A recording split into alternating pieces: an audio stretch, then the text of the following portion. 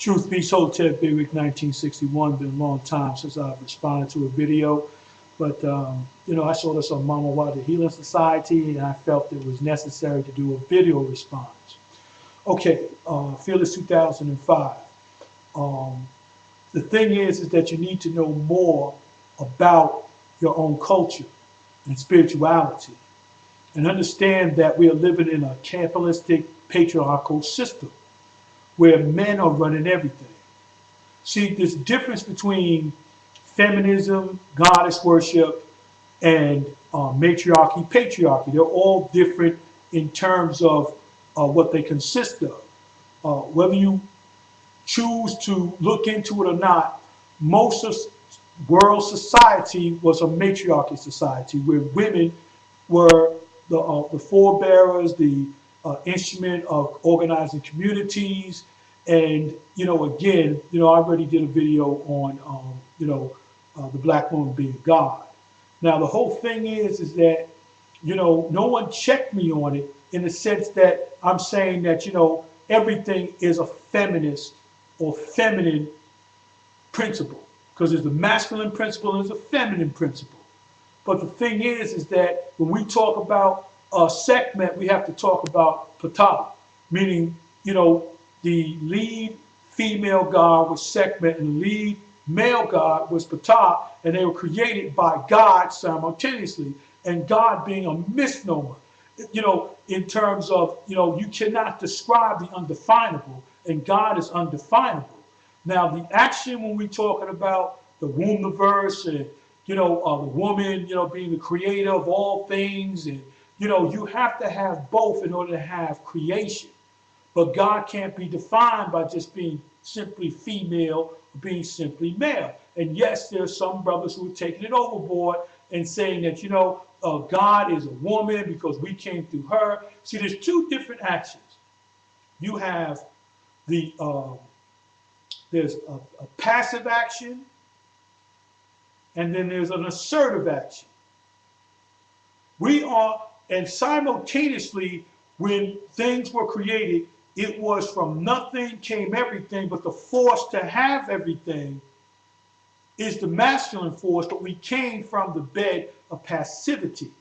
Because before there was this, we had the universe, which you may call chaos, you had control, which from nothing came everything. And so there's this great confusion in terms of this new infusion of talking about the woman being God in the sense that, she should be honored just like a man can, because we both serve different roles. And the thing is that, yes, it's going overboard, but not to the point that there's no understanding because of why there must be a balance in everything.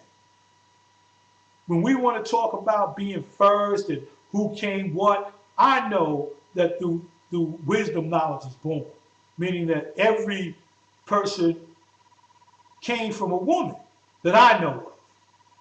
And that, yes, there's talk that there was the times when there was nothing but women here, but that's a misnomer too. There's a lot of information out there that confuses things, but yet instead, what we should have is mutual respect for each other.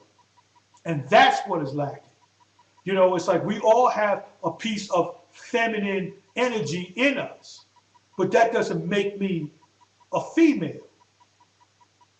Masculine energy doesn't make me a man.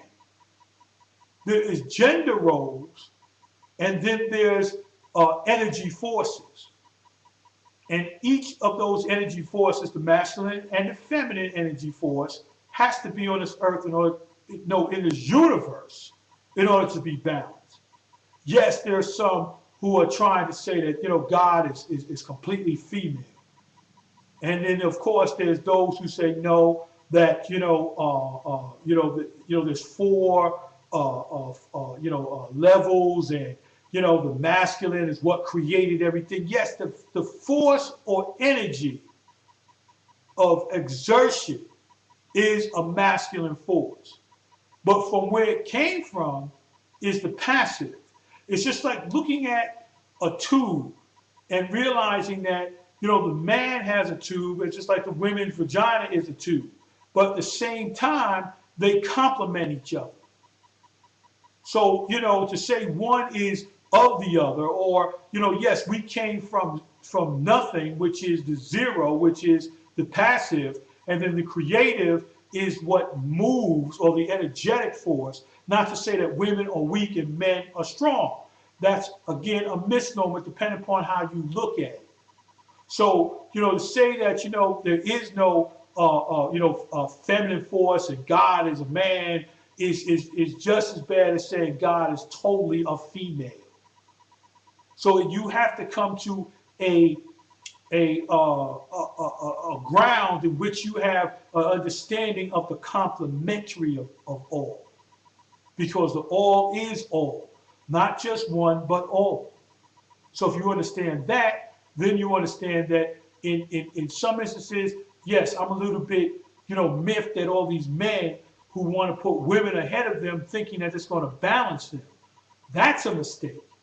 And sisters out there who understand what I'm talking about, then comment on that.